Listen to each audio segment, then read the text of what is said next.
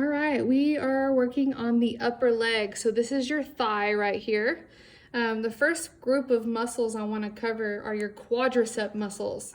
So the muscle that goes on top of the femur, it's straight muscle, is called the rectus femoris.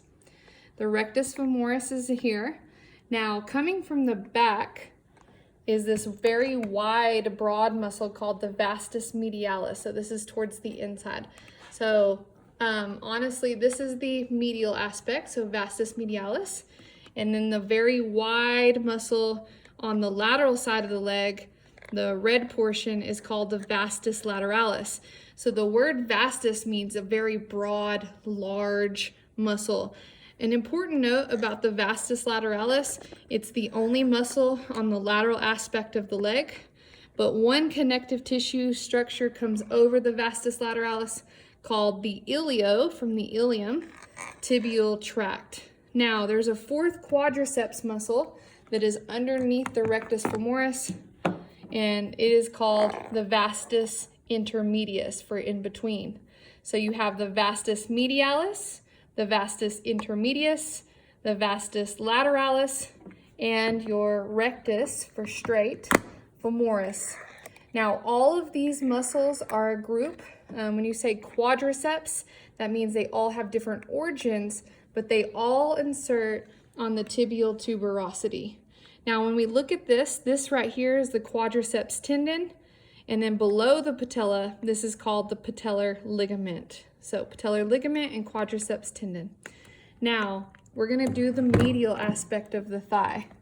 When we do the medial aspect of the thigh, the longest muscle in the body is this muscle right here. It's called the sartorius. Sartorius, its origin is the anterior superior iliac spine, sartorius, and it travels down and it inserts on the medial surface of the tibia. Now we do three muscles together, the sartorius. The next one is the gracilis, which goes from the inferior pubic ramus to the medial surface of the tibia. And then one more, which is part of the hamstring, but I group it in this section, is the semitendinosus, which is a hamstring. So this one on top is the semitendinosus, and it comes along and it attaches to the medial surface of the tibia with the sartorius, gracilis, and semitendinosus. And this right here is known as the pes anserine tendon, where all three of these muscles insert together on the medial surface of the tibia. Now, your hamstrings. Your hamstrings are the muscles on the back. So you have your gluteus maximus here, and then you have three hamstrings.